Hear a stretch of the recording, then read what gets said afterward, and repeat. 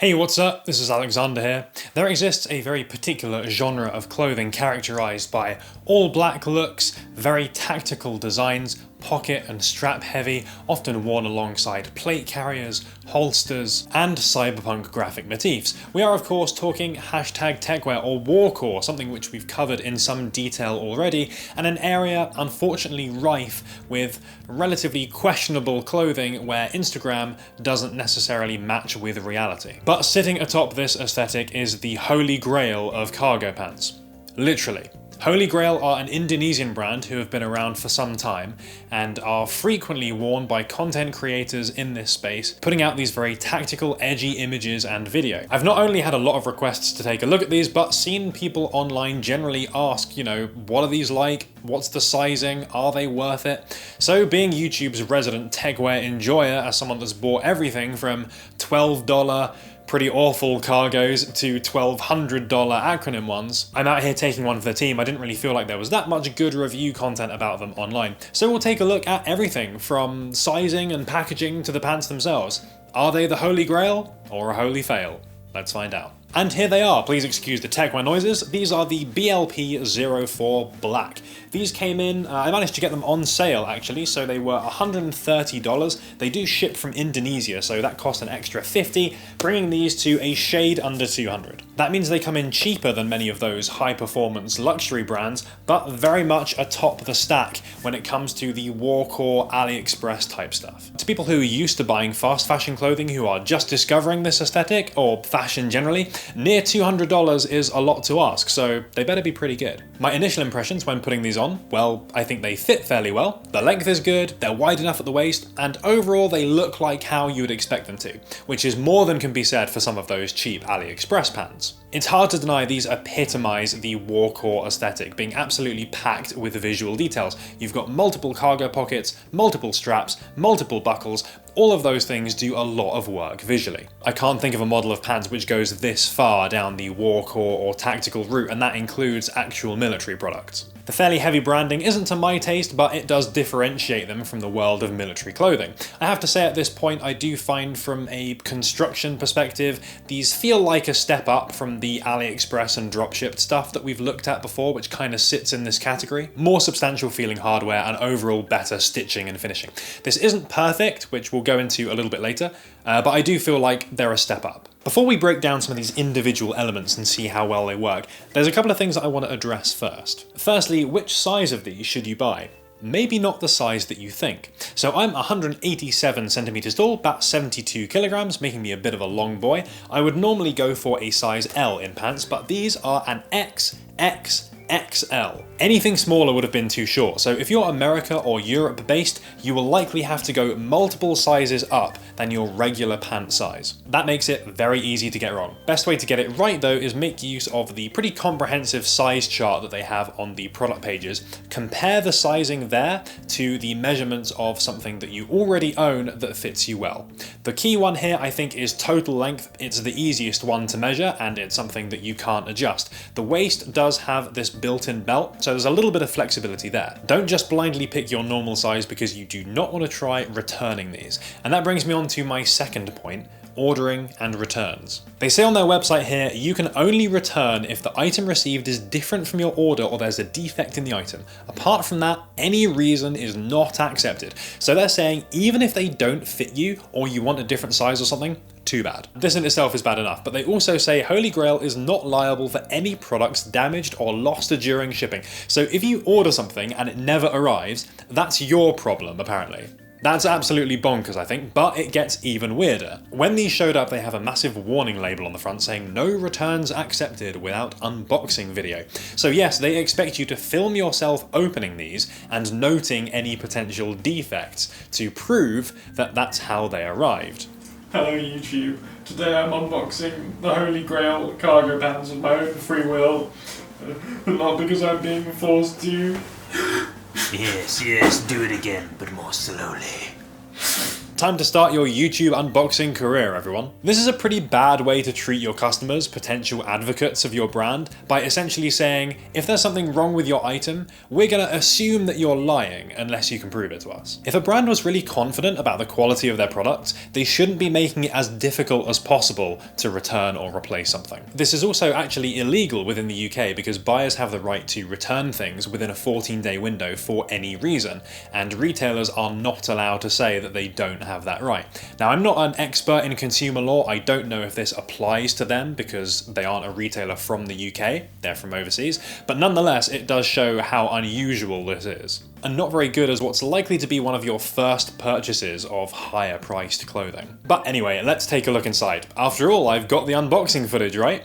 So the first thing you'll notice when you take these out is that the pants are packed into a little custom branded bag. It's not usable for much else, but it's very cute and very thematically appropriate. Gives you an immediate feeling that you've bought something kind of unique and with this very tactical cyberpunk theme. That's nice, but I did notice the bag and the pants within had quite a noticeable chemical smell to them when I took them out. Similar in fact to some of that AliExpress clothing we've looked at before. I think this happens when things are made or treated and then immediately vacuum packed into a bag. Really seals in the flavour. Hopefully that dissipates over time or after a wash, because I really don't want to feel like a near $200 pair of pants are trying to poison me. Now let's get back to looking at some of these individual features and design elements, because we've got some positives and some negatives here. One or two bits work quite well whilst contributing visually to the style of the pants, and the first thing is up here. It's the integrated belt. This locks the waistband down fairly nicely. It means you don't need a belt, and you get these nice dangly branded straps as a result. It works totally fine. At the cuff, the part jersey section plus the strap allows for a fully tightened jogger look or a slightly more relaxed one. Again, it does the job and it gives a little bit of versatility depending on your preferred style. They also have quite a nice little phone pocket at the top here, perfect size for mobiles, and it's sort of cut out of this nice angular shaped pocket, which I also quite like. Beyond that though, most of the things on these pants, in my opinion, are designed to portray a particular look at the detriment to comfort or how wearable they are. For example, the cargo pockets use a contrasting material, making them very rigid, and alongside the 3D construction gives them a lot of presence even when they're empty, which does a very good job of portraying that tactical aesthetic. And while these technically have a decent capacity and the top ones are usable enough, I suppose, the lower ones are secured with this adjuster that actually makes the pocket impossible to fully open. That makes them pretty much exclusively decorative because they're a real pain to put anything in, and it takes quite a long time to tighten and loosen that strap. Further, their placement means that these interfere with your knee moving as you walk, and that's only exacerbated as soon as you start putting things in here. Even the hand pockets, while they're nicely shaped and sized, are not very comfortable to use because you can feel the back of the cargo pocket material as you put your hand in there, which is, as I said before, very rigid. They are in desperate need of softer pocket bags that you'll find on most pairs of pants. Of course, we can expect straps and buckles to be a decorative feature, but many of these are non-adjustable and non-removable. The external part of the top one comes off and the lower inside one can be adjusted, but the majority of them are totally fixed. I think there was a real opportunity to give these several different looks or make them more wearable day to day by having the whole strap section removable, but unfortunately you're locked in. The straps use a very rigid nylon as well, which makes them feel quite substantial, although they do hang and dangle kind of awkwardly. I think something a bit more pliable would have made more sense. Those bottom straps though, I have to mention because there was a manufacturing flaw on mine where the Velcro was not properly attached to the strap, so it came away very, very easily. Good job I filmed myself doing this. For real though, this is exactly the kind of thing their you need video proof refund policy will protect them from, because it's quite unlikely that you would notice something like this when you first unbox them. And if you don't, presumably, they'll just deny you the refund. All these features do make these pretty heavy, which is definitely noticeable when you've got them on, and they do feel a little bit clumsy and unwieldy as a result. Because of the nylon's rigidity though, at least the straps don't kind of swing around all the time really wildly as you walk, which was definitely a problem that we noticed in those Doom Life pants when we looked at those. When talking comfort and wearability though, the material is super important, and unfortunately this is an area where these fall down.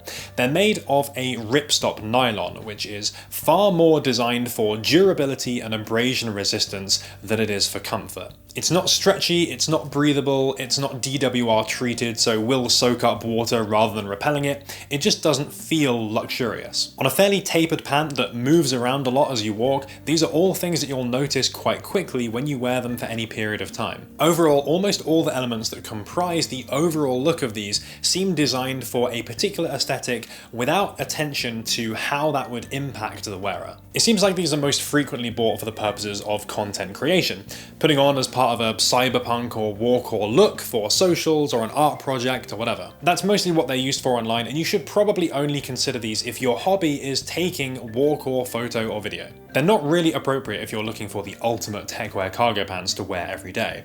In fact, now I think about it, they're kind of like the extreme cyberpunk cosplay version of the Guerrilla Group PL02 that we looked at quite a long time ago now. Those themselves were a pair which prioritized ruggedness over comfort. Buying something for costume purposes or because you want to take pictures of them is not an inherently bad thing, by the way. I think it's just very important to note the difference because different people are going to want very different things from their clothing. But even if you are buying these with that use in mind, their very strange refund and return policy is off-putting in that you are kind of risking your almost $200. So I'm not sure if I can recommend doing so personally, even though they're far from the worst product that we've looked at on the channel. And that's my view on these Holy Grail pants. Let me know what you thought of them though. Are they cringe? Are they the perfect amount of edginess? Are they something you could see yourself wearing? And if you own a pair or you have any experience with this brand, please do leave your thoughts in the comments because that's going to make this video as helpful a resource as possible for anyone looking for opinions on Holy Grail pants before picking some up for themselves.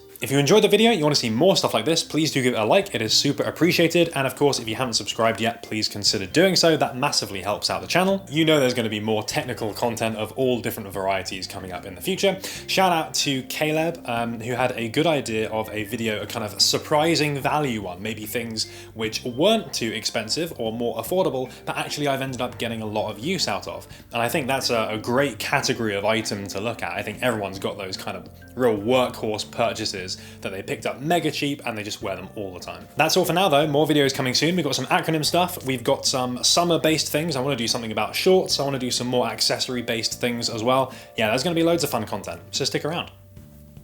Boop. Today I'm unboxing the Holy Grail trousers. No. Oh my god.